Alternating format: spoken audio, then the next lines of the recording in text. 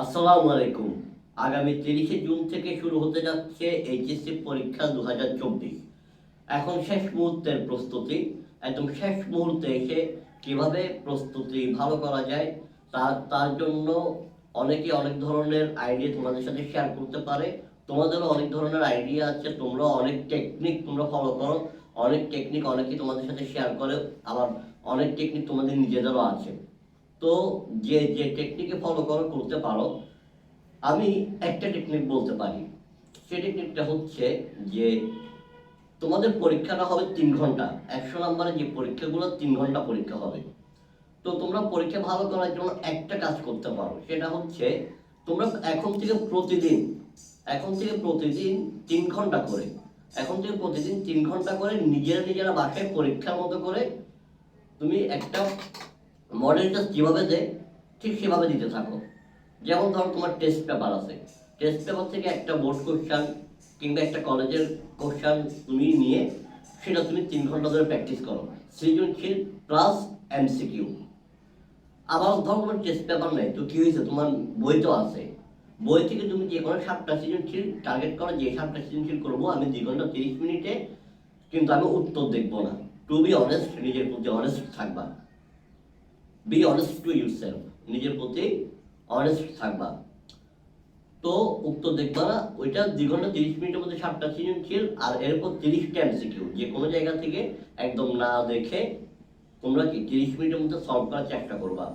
কারণ তোমাদের অনেকেরই একটা সমস্যা থাকে, সেটা হচ্ছে তোমরা পারার পরেও তোমরা পরীক্ষায় সেটা লিখে শেষ করতে পারো না। কেন? তোমাদের অনেকের হাতে দেখা স্লো। তোমরা 2.5 ঘন্টা 2 ঘন্টা 30 মিনিটের মধ্যে 7টা সৃজনশীল লিখে শেষ করতে পারো না, যার কারণে তোমাদের অনেক সময় নাম্বার কম আসে। তুমি যদি এখন থেকে এটা বাসায় প্র্যাকটিস করো, যারা আগে থেকে প্র্যাকটিস করছো তাদেরকে তো, তারা তো ভালো করছো, অনেক ভালো কাজ করছো। যারা করছো না তারা চাইলে এই টেকনিকটা অ্যাপ্লাই করতে পারো। তাহলে তোমার লাভটা কি হবে জানো?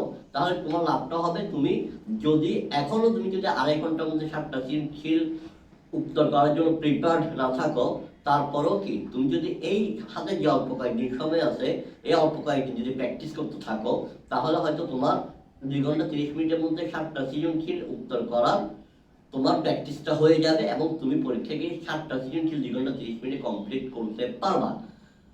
এটা শুধুমাত্র এইচএসসি পরীক্ষার্থীদের জন্য না, তোমাদের তো সামনে পরীক্ষা, সেজন্য তোমাদের সাথে বললাম।